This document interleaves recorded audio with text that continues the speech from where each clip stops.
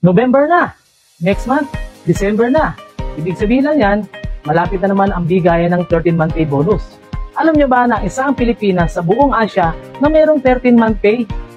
Kung ikaw ay regular na empleyado, ilang beses na bang dumaan ang bonus sa kamay natin? Diba?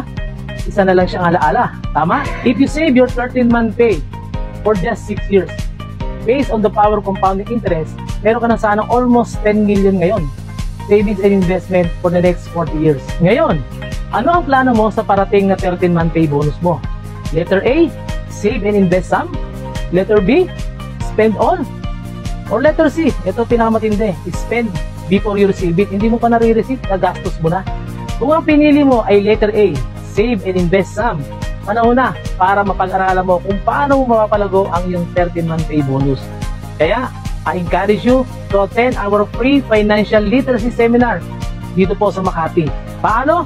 Mag-email ka lang sa aking email address or i-search mo ang aking Facebook page. Ilalagay ko dito sa video na to para matutunan mo kung paano mo mapapalago ang 13-month pay bonus mo.